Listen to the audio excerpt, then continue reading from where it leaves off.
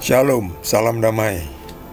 Kita sambung dengan Kitab Kejadian bab 31 dengan judul perikop Laban mengejar Yakub. Ketika pada hari ketiga dikabarkan kepada Laban bahwa Yakub telah lari, dibawanya lah sanak saudaranya bersama-sama dikejarnya Yakub 7 hari perjalanan jauhnya. Lalu ia dapat menyusulnya di pegunungan Gilead. Pada waktu malam datanglah Allah dalam suatu mimpi kepada Laban, orang Aram itu, serta berfirman kepadanya, "Jagalah baik-baik, supaya engkau jangan mengatai Yakub dengan sepatah kata pun." Ketika Laban sampai kepada Yakub, Yakub telah memasang kemahnya di pegunungan. Juga Laban dengan sanak saudaranya telah memasang kemahnya di pegunungan Gilead. Berkatalah Laban kepada Yakub, "Apakah yang kau perbuat ini? Maka engkau mengakali aku dan mengangkut anak-anakku perempuan sebagai orang tawanan?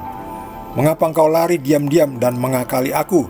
Mengapa engkau tidak memberitahu kepadaku, supaya aku menghantarkan engkau dengan sukacita dan nyanyian dengan rebana dan kecapi? Lagi pula engkau tidak memberikan aku kesempatan untuk mencium cucu-cucuku, laki-laki dan anak-anakku perempuan. Memang bodoh perbuatanmu itu. Aku ini berkuasa untuk berbuat jahat kepadamu, tetapi Allah ayahmu telah berfirman kepadaku tadi malam, jagalah baik-baik, jangan engkau mengatai Yakub dengan sepatah kata pun. Maka sekarang, kalau memang engkau harus pergi, semata-mata karena sangat rindu ke rumah ayahmu, mengapa engkau mencuri dewa-dewaku?" Lalu Yakub menjawab Laban, "Aku takut karena pikirku, jangan-jangan engkau merampas anak-anakmu itu daripadaku. Tetapi pada siapa engkau menemui dewa-dewamu itu, janganlah ia hidup lagi. Periksalah di depan saudara-saudara kita segala barang yang ada padaku, dan ambillah barangmu." Sebab Yakub tidak tahu bahwa Rahel yang mencuri terafim itu. Demikianlah sabda Tuhan. Setelah Yakub pergi mau pulang ke Beersheba dari Haran ini, mau pergi ke sini ya, sekitar sini, Negev Desert ini, di sini, Beersheba. Kemudian mereka sampai di pegunungan Gilead di sekitar sini nih, ya di sekitar sini. Jadi sudah cukup jauh. Pegunungan Gilead ini dia, Gilead. Kalau Haran tadi di atas ini. Sudah sampai pegunungan Gilead. 7 hari perjalanan jauhnya, cukup kencang juga larinya. Padahal itu jaraknya sekitar 300-700 ya, 300-700 bahkan 900 km. 7 hari ya jalan kaki dengan bawa berbagai macam ternak. Cukup cepat juga itu. Laban menyusul juga dengan naik keledai seperti ini, kedik. Jalannya pelan-pelan, tetapi ya sampai juga selama 7 hari perjalanan jauhnya mengejar Yakub. Ini Yakubnya akhirnya terkejar juga. Yakub sedang berkemah, dan sebelumnya Yakub mengira akan ada peperangan antara dirinya dan Laban mertuanya karena pergi tanpa pamitan. Tapi ternyata pada malam sebelumnya Tuhan itu menampakkan diri dalam mimpi Laban bahwa jagalah baik-baik, supaya engkau jangan mengatai Yakub dengan sepatah kata pun. Jadi Tuhan itu memperingati Laban, jangan engkau memperolok-olok, mengata-ngatai Yakub. Jadi demikian juga sampai sekarang ini ya. Yakub itu adalah Israel. Nanti di dalam perikop, di dalam bab berikutnya atau beberapa bab berikutnya, Yakub itu nanti akan disebut Israel.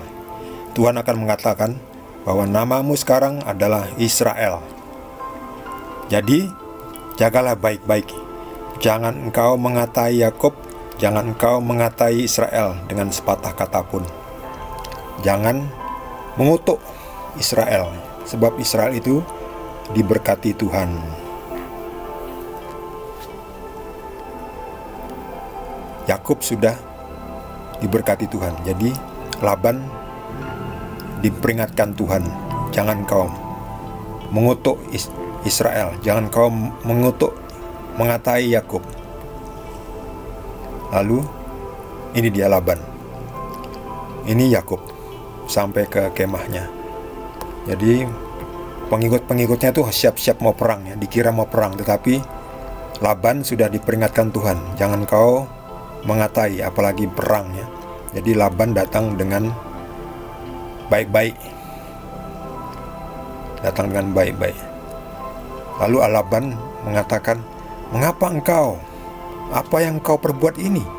Sehingga engkau mengakali aku, mengangkut anak-anakku perempuan sebagai orang tawanan. Mengapa engkau lari diam-diam?" Nah, kena karmanya ini Laban. Karena sebelumnya Laban ini juga membohongi Yakub. Yakub kan maunya dengan Rahel, tapi pas hari perkawinannya bukan diberi Rahel, malah diberi Lea.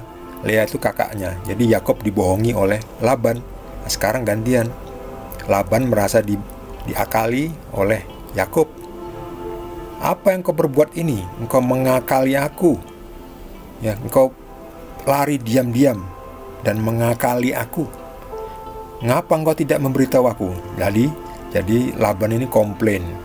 Sekarang gantian, ini kena karmanya. Laban itu sebelumnya dulu itu mengakali Yakub. Jadi Laban ini ternyata memang curang. Mertuanya Yakub ini curang ini. Lalu dijelaskan seperti ini.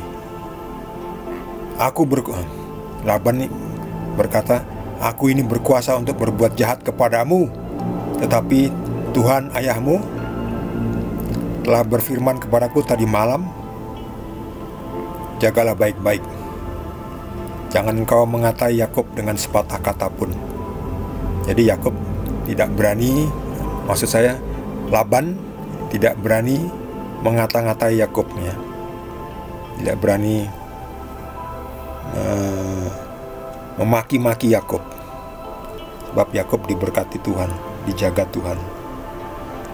Lalu Yakub menjelaskan, "Aku takut ya, saya tidak pamitan karena pikirku jangan-jangan engkau nanti merampas anak-anakmu itu daripadaku."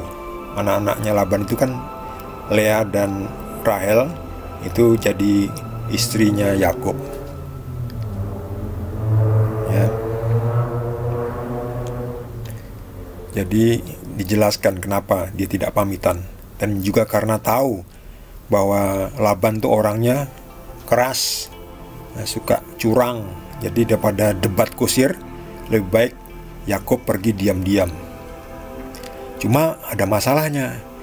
Masalahnya apa? Masalahnya istrinya itu yang dia sayangi, yaitu Rahel.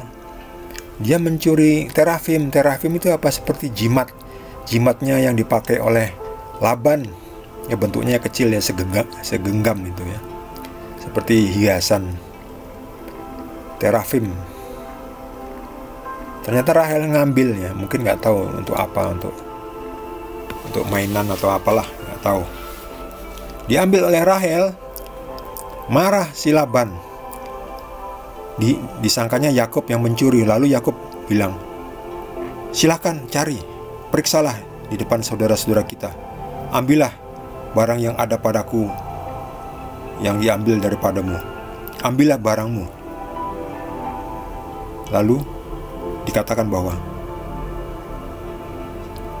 "Pada siapa engkau menemui dewa-dewamu itu, janganlah ia hidup lagi." Maksudnya yang mencuri terafimnya Laban itu nanti akan dimatikan oleh Yakub. Yakub sendiri nggak tahu bahwa ternyata yang mencuri itu istrinya sendiri, si Rahel. Ini dia, istrinya yang cantik itu yang mencuri. Kalau ketahuan bahwa dia mencuri, nanti dia harus dibunuh. Sebab Yakub sendiri berkata, "Kepada siapa engkau menemui dewa-dewamu itu," yaitu terafim itu ya, "janganlah ia hidup lagi." Artinya janganlah Rahel hidup lagi. Wah, Rahel langsung memasang kuda-kuda ya. Wah, ini gimana ini? Kalau ketahuan bahwa saya mengambil terafimnya ya Laban itu, saya bisa dimatikan oleh suami saya sendiri, karena suami saya sudah mengatakan janganlah ia hidup lagi. Jadi Terafim itu adalah dewa-dewanya si Laban, dianggap sebagai dewa-dewa atau jimat lah, seperti itu. Nah, bagaimana nanti kelanjutannya? Apakah Rahel nanti ketahuan mencuri Terafim itu? Sebab Laban mulai mencari-cari barang itu ya, di search, digeledah, kemahnya digeledah, dicari mana Terafim. Nanti siapa yang mencuri nanti akan dihukum mati oleh Yakub. Wah, Rahel bingung ya, tapi Rahel cerdas ya. Nanti kita saksikan di perikop berikutnya, di sambungan berikutnya. Jadi pastikan saudara ikuti terus. Yang belum subscribe, jangan lupa di subscribe dan juga di like. Kita akan lanjutkan bagaimana ceritanya nanti dengan Rahel dia. Apakah dia akan diketahui sebagai pencurinya atau tidak, dan bagaimana kelanjutannya, kita ikuti lagi sambungan videonya. Masih dari kitab Kejadian. Terima kasih. Tuhan Yesus berkati kita semua.